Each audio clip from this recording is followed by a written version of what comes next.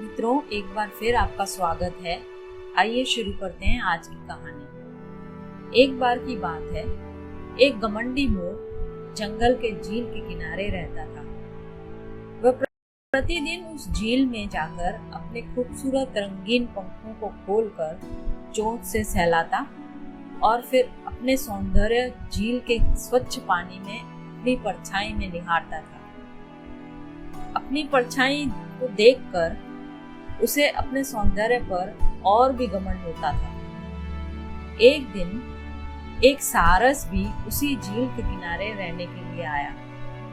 मोर ने सोचा, अरे शायद यहाँ कोई नया पड़ोसी रहने आया है, मुझे उसके पास जाकर अपना परिचय देना चाहिए। वैसे भी नए पड़ोसी को अवश्य जानना चाहिए कि उसका पड़ोसी कितना सुंदर है। ऐसा सोचकर मोर मस्ती में झूमता हुआ झील के किनारे पहुंचा।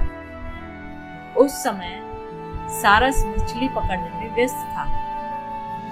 झील के किनारे पहुंचकर प्रतिदिन की तरह मोर अपने पंखों को फैलाकर अपनी चोंच की सहायता से सहलाने लगा। अपनी परछाई को झील के पानी में देखकर उसे अपने पर घमंड हो रहा था। सिर उठाकर उसने सारस की ओर देखा और उससे बोला, श्रीमान सारस, नमस्कार।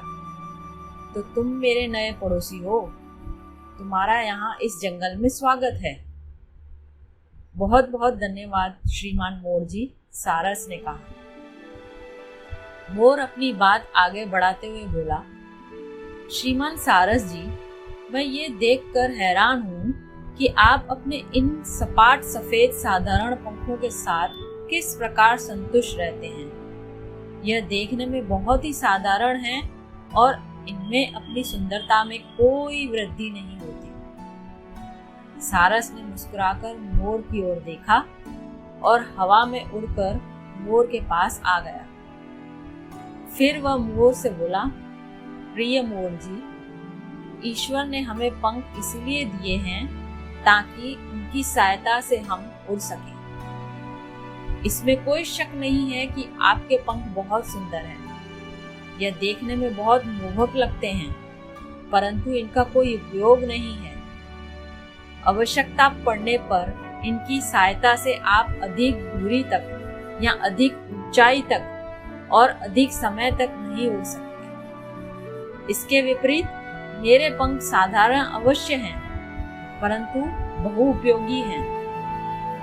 यह तुम्हारे पंखों की तरह देखने में सुंदर तो नहीं है, लेकिन मैं इनकी सहायता से तुमसे अधिक दूर तक, अधिक ऊंचाई तक और अधिक समय तक बिना थके उड़ सकता हूँ। सारस की इन बातों को सुनकर मोर ठगा सा रह गया। वह कुछ न बोल पाया और वहां से शर्मिंदा होकर वापस चला गया। उस दिन के बाद से मोर ने अपने पंखों पर झूठा घमंड नहीं किया।